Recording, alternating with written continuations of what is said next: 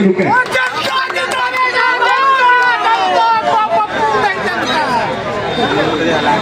तो उस जननायक कर्पूरी ठाकुर के इलाके से मुझे प्रतिनिधित्व करने का मौका मिला है और उस जगह से मैं लगातार 3 बार से विधायक हूँ। लालू जी का आदेश हुआ, गोड्डा जाना है, वहाँ के लोगों से मिलना है, संवाद करना है, इसलिए मैं यहाँ आया हुआ हूँ। आप तमाम लोग जानते हैं कि इतने दूर से आने का मतलब यह है कि यह लड़ाई केवल गोड्डा की नहीं है, यह लड़ाई सिर्फ झारखंड की लड़ाई नहीं है, यह लड़ाई पे पूरे देश की निगाह है। इससे पूरे देश का भविष्य बनना और बिगड़ना है झारखंड के परिणाम से। आप तमाम लोग जान रहे हैं कि आज क्या स्थिति है। जो स्थिति बना हुआ है, पूरे देश को बेचा जा रहा है। देश के तमाम जो 70 साल में आप लोगों ने, हम लोगों ने मिलकर इस देश का निर्माण किया, रेल तमाम संस्थाओं को औने पौने दामों में नीलाम किया जा रहा है, बेचा जा रहा है। चंद उद्योगपतियों के हाथ में पूरे देश को नीलाम किया जा रहा है।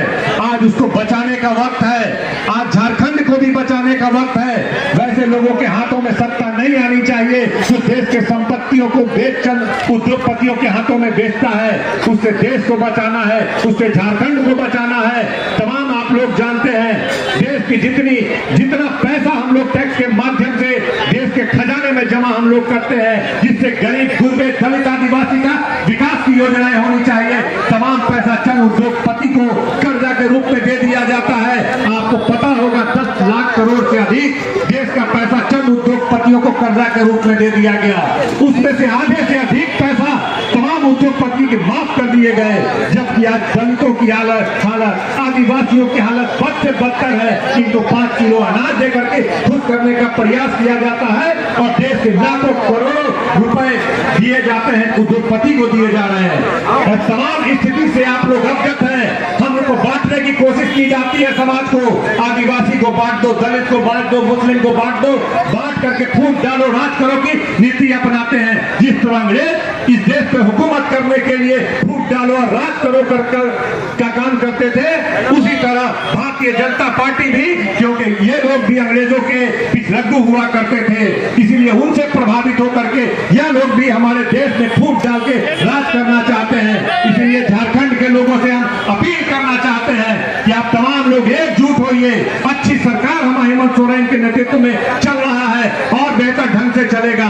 अभी राहुल गांधी जी भी बोल रहे हैं, हम लोगों ने बिहार में जातिगत जनगणना कराने का काम किया, पूरे देश में कहीं जातिगत जनगणना नहीं हुआ। आखिर क्यों करा रहे जातिगत जनगणना?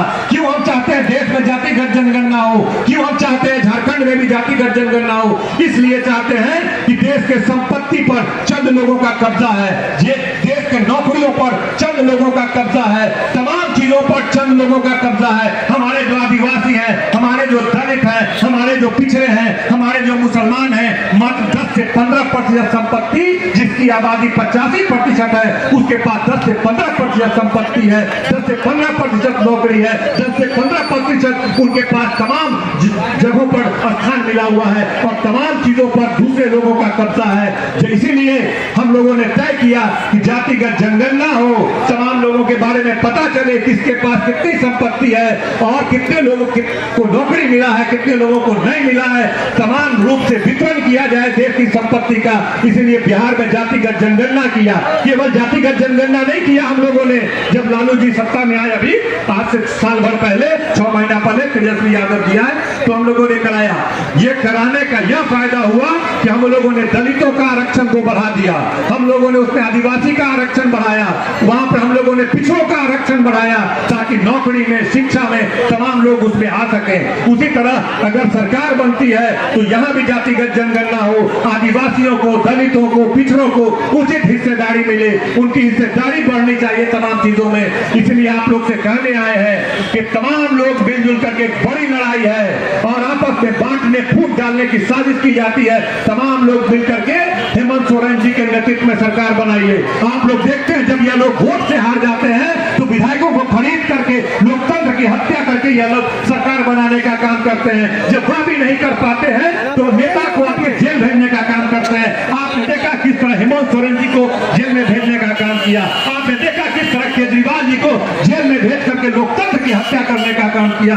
इसलिए बदला लेने का वक्त है। लोकतंत्र बचाने वाली तमाम ताकत जो लोकतंत्र पे विश्वास करता है, लोकतंत्र का मतलब होता है जनता राज, जनता का शासन। और आप जिसको जिताते हैं, जिसकी सरकार बनाते हैं, उसके विधायकों को खरीद करके अपनी सरकार बनाने का यह लोग काम करते हैं। आपके नेता को उठाकर झूठे केस में जेल में बंद करने का काम करते हैं। इसीलिए अपने आप को जगाइए और वैसे तमाम जुल्म, ज्यादती, अन्याय, अत्याचार का बदला लीजिए। न केवल हेमंत सोरेन, न केवल केजरीवाल, लालू जी को फंसाने का काम किया, राहुल जी को ईडी के दफ्तर बुलाया, तेजस्वी यादव को बुलाने का काम किया। तमाम लोगों को, जो लोग भाजपा के पाले में चले जाते हैं, तमाम लोगों को वह लोग मंत्रिमंडल में जगह देते हैं। जो लोग भाजपा का खिलाफत करते हैं, तमाम लोगों को जेल भेजने का, उन पर ईडी, सीबीआई दुरुपयोग करने का काम करते हैं। इसीलिए लोकतंत्र में जनता मालिक है, फैसला करने का वक्त आ गया है। आप लोग अपना फैसला सुनाइए। इस लोकतंत्र की हत्या करने वाले, हेमंत सोरेन पर जुल्म ज्यादती करने वाले, तमाम विपक्ष के नेताओं पर जुल्म ज्यादती करने वाले